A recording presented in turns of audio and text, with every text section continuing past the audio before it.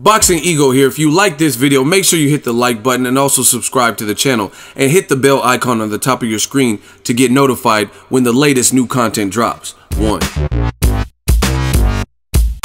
Mikey Garcia to face Sergey Lipinets in his next fight for a title. Stay tuned. What up, fight world? It's your boy Ego, and I'm back with some more boxing. Make sure you smash the like button. Also subscribe to the channel for the latest and greatest in boxing. If you want to become part of the gang, notification gang, please hit the bell icon. Shout out to the super chats, channel donations, the Venmo donations, and the Patreon family. We are working. Now, they announced Sergey Lipinets, IBF champion, who just fought on the, I believe it was the Wilder Stavern 2 undercard. I was at that fight. I seen his performance, a little bit shaky. Some people thought he might have lost the fight. Judges didn't feel that way. He got the belt, and he's a new champion. He was a mandatory previously to Terrence Crawford, and now he's an IBF champion. That's who Mikey Garcia is facing. The fight is called Undefeated. Both Mikey Garcia and Sergey Lipinets are both champions. They're both champions, but it's in different divisions. Mikey's a champion welterweight, or excuse me, a lightweight champion. He's a WBC champion. And Lipinets, as I just mentioned, just got the IBF belt at 140. Now, some people feel different types of ways about this fight. I'm good with this fight, and I'm going to explain to you why. It's not that Sergey Lipinets has just proven so much, but at the end of the day, he is a champion in a division where he has a 77% knockout ratio. Go to BoxRec. And, I mean, obviously, you can say, oh, it's against limited competition, but as it sits, it looks like he's a decent puncher at the very least, and Mikey's coming up to him. Mikey is, I believe, at the moment, a 3-time champion, and he's challenging for the opportunity to become a champion in a 4th division, right? So, just to put that into perspective for you, because, see, this is what I'm talking about, and I implore the boxing fans to really analyze what is said from me, from ESPN, or whoever. Just listen to what people say. Like, people are putting Vasil Lomachenko, he's good, we know it. He's a skilled fighter, but they're saying he's #1, but people are sleeping on Mikey Garcia and others, you know what I mean? Like Canelo's and Triple G and Terrence Crawford. So if you're willing to say Lomachenko is based on #1, but look at people like Mikey Garcia, they're taking certain risks. Now, don't get it twisted. Lomachenko has taken risks in his career, but just to put this into perspective for you, Mikey Garcia, if he were to beat Sergey Lipinets, which he should be the favorite, I'm picking him to beat Sergey Lipinets, then that means he'll be the 3rd fighter in recent history, in modern history, to become a champion and hold titles at 126, 130, 135, and then now 140. And he would be the 3rd person. Guess who those other 2 people who did that were? Manny Pacquiao and JUAN Manuel Marquez. So you're in very good company, right? You're in very good company if you can do that. If you can, in fact, do that, which I would favor Mikey Garcia to win based on the stylistic matchup and the intelligence of Mikey Garcia and the power and stuff like that. So that's a hell of an accomplishment. Like, if I'm a basketball player and they say, hey, if you win this particular finals or you win this game, then you'll do something that Magic Johnson, Michael Jordan, and LeBron James did. Then that's in good company. You know what I mean?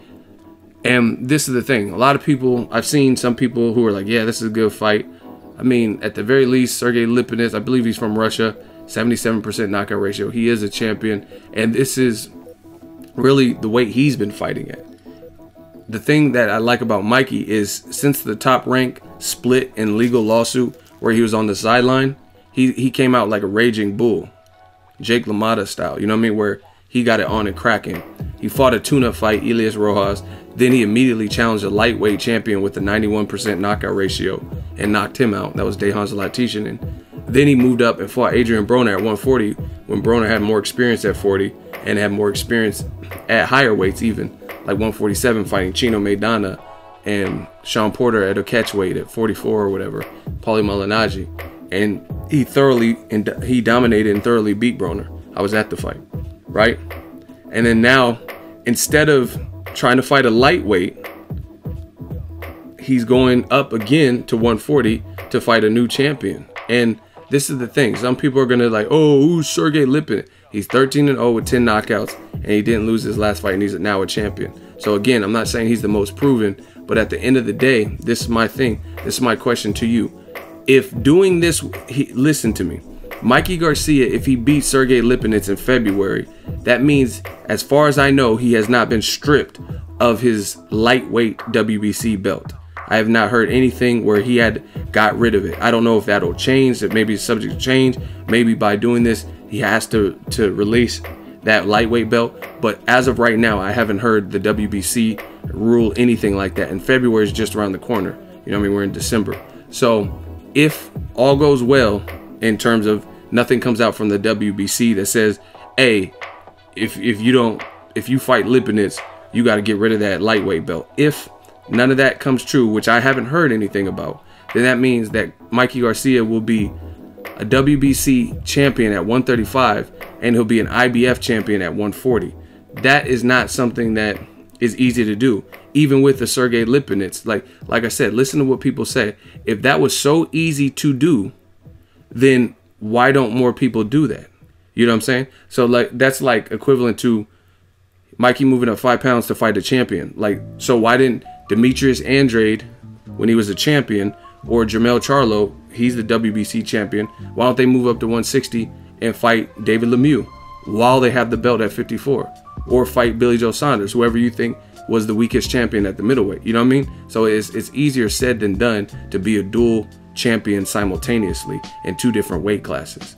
You know what I mean? That's like, if it was so easy, then more people would be doing it. That's my whole point. Like Lomachenko, it looks like no one could beat him at 130.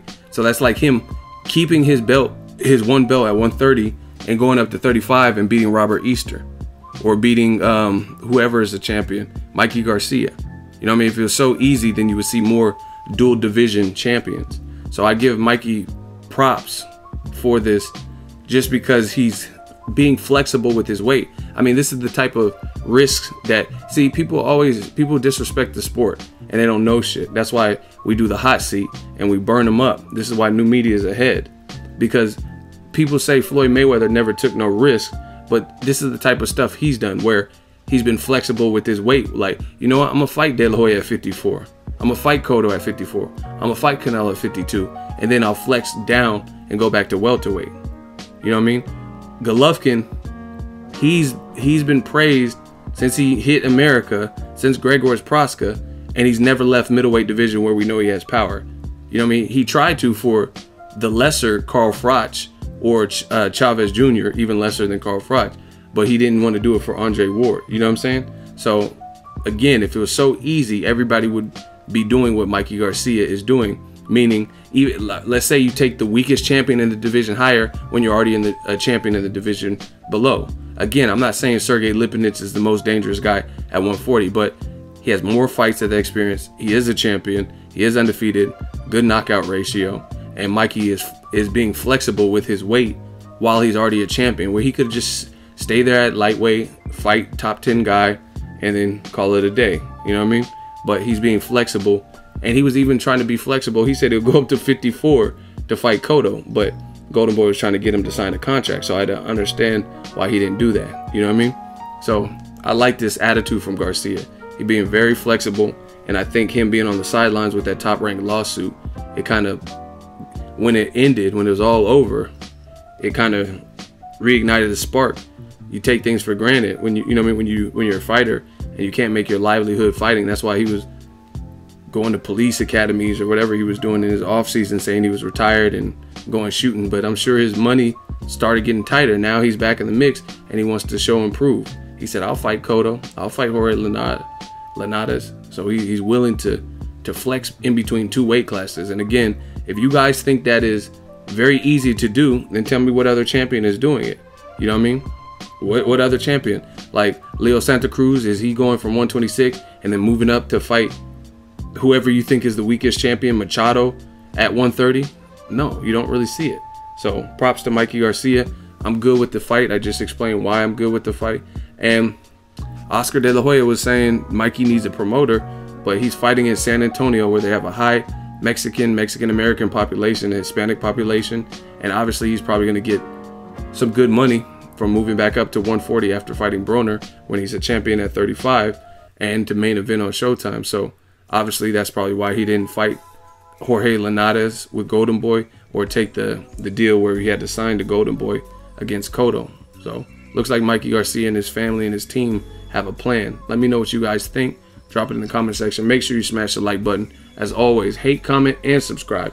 Till next video is Ego signing off. So if you enjoyed this video and want more content like this on the channel, you can show your appreciation by going to the PayPal donate button or the YouTube support button, and you can donate any amount that you feel is equivalent to the value of this video. Much more to come. Thank you guys for your support. Boxing Ego, the future of boxing.